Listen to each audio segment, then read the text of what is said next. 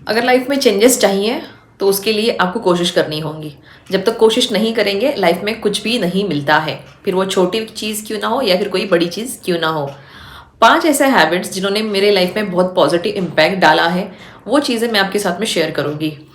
पहली चीज़ है wake up on decided time. आपने जो समय तय किया है उस पर सुबह आपने उठना ही है। कुछ लोगों को आदत होती है, अगर 6:30 का अगर उनको रूटीन स्टार्ट करना है तो वो अलार्म लगा लेते हैं 6 बजे का, 6:10 का, 6:15 का। फिर क्या हो जाता है, 3 बार वो अलार्म बजते बजते वो बंद कर लेते हैं। अच्छा मैं 5 मिनट में उठूंगा, मैं 10 मिनट में उठूंगा। इस तरह से उन लोगों की हैबिट होती है। अगर आपको लग रहा है कि आपको 6 घंटे का नींद चाहिए, तो शाम में सोने के टाइम पे ऑब्वियसली आपने कैलकुलेट तो किया होगा कि अच्छा मैं अगर 6 घंटा मुझे नींद चाहिए तो इस टाइमिंग पे मुझे उठना है। तो अगर आपने लगा है 6 बजे का, 6 बजे का अलार्म लगा है, अगर आप उठना चाहते हो तो ही आप उठ लगा लो अलार्म। अगर आपको लग रहा है कि आपको नहीं और 10-15 मिनट की नींद एक्स्ट्रा चाहिए मुझे, तो आप 6:15 का लगा लो। एग्जाम्पल मैं बता रही हूँ आपको। तो इससे क्या होगा कि आपका जो डिसाइडेड टाइम है आप उतना नींद लीजिए। अगर आपका नींद 6 बजे पूरा हो रहा है और उसके बाद में भी आप बोल रहे हो नहीं मैं 5 मिनट में उठूंगा, मैं 10 मिनट में उठूंगा, प्लीज़ मैं और 10-15 मिनट लेटता हूँ, तो इसका कोई मतलब ही नहीं होता है।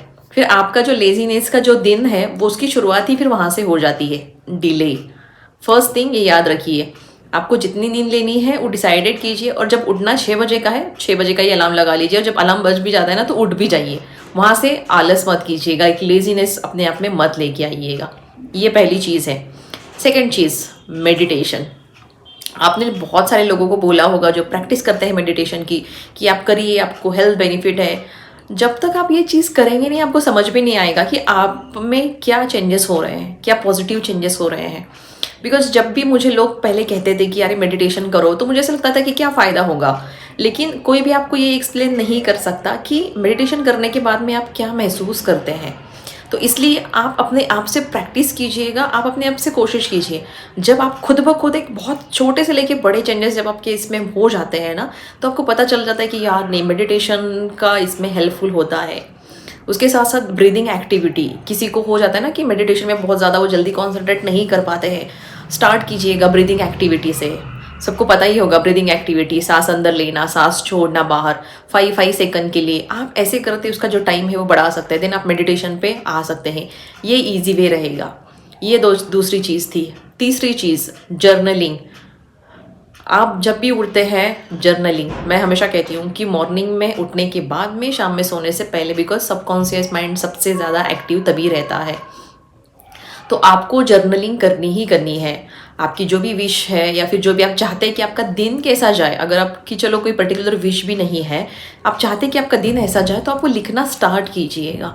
जर्नलिंग, क्योंकि जब आप लिखते हैं ना उसका इम्पैक्ट बहुत ज़्यादा हो जाता है, बहुत ज़्यादा। तो जब आप ये लिखेंगे, प्रैक्टिस करेंगे, जब चीज़ें आपके साथ में होना शुरू हो जाएंगी ना, तो आपको भी पता चल जाएगा। Fourth activity, physical activity.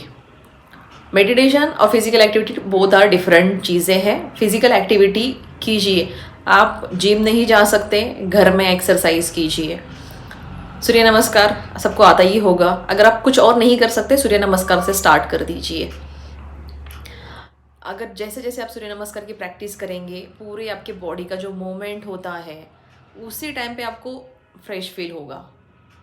और ये जब आप फिजिकल एक्टिविटी करते हैं तो एक फ्रेशनेस आ जाती है, एक माइंड जो होता है ना एक पॉजिटिव हो जाता है, शांत हो जाता है, एक स्थिर हो जाती है।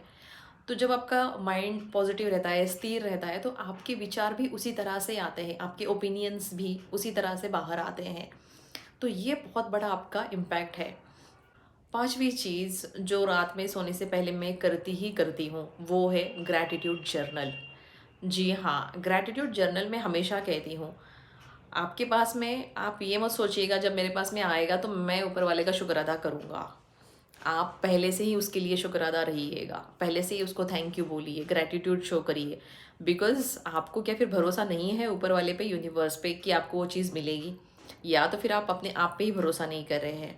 ग्रैटिट्यूड जर्नल में मैं दिन भर में जो भी मेरे साथ में चीज़ें अच्छी हुई है, जो भी मुझे बेनिफिट हुई है, मेरा दिन जैसा भी गया हो उसके लिए, प्लस जो मुझे चाहिए उसके लिए, मैं ग्रैटिट्यूड का जर्नल लिखती ही लिखती हूँ।